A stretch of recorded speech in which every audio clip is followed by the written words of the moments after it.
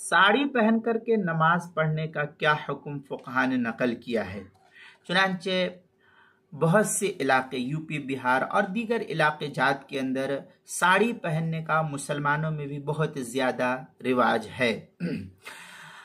अब जो औरतें, जो माँ बहनें साड़ी पहनती है, तो अगर साड़ी मुकम्मल सातिर हो, सतर को छुपाने वाला हो, बाजुओं को भी इस तरीके से ये हिस्सा इन तमाम को छुपा लेता हो, या इसी तरीके से उसके साथ जो औरतें साड़ियाँ पहनती है, इसमें मुकम्मल सातिर तो होता है बसा औकात, लेकिन इसके साथ जो ब्लाउज वगैरह पहनती है औरतें, वो बिल्कुल छोटा होता है। लेकिन जो बूढ़ी औरतें हैं वो तो कदर मुश्तरक काफ़ी बड़ा पहनती है वो कपड़ा, और उनके कमर तक रहता है, वो नहीं खुलता है। लेकिन जो जवान औरतें हैं वो ब्लाउज वगैरह पहनती है जो सातिर नहीं होता है।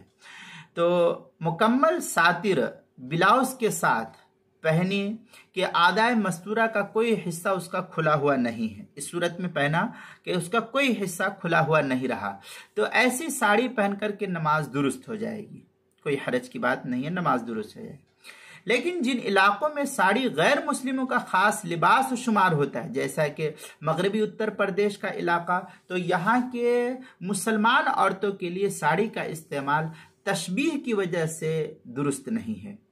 और इसी तरीके से यूपी के अंदर और बिहार के अंदर आमतौर पर औरत, हिंदू मुसलमान दोनों औरतें पहनती है, कोई यहाँ पर इम्तियाजात नहीं है।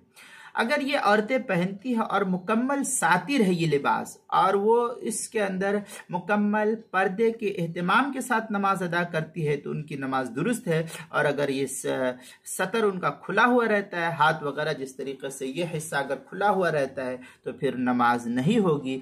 अब वो हमारी माँ और बहनें जो नमाज पढ़ती हैं, तो अब ये नमाज को देखे कि मैं नमाज पढ़ती हूँ साड़ी में, तो आया मेरी नमाज सही तरीके से पूरे पर्दे के साथ होती है या नहीं, ये उन्हें खुद अपना खास ख्याल रखना होगा।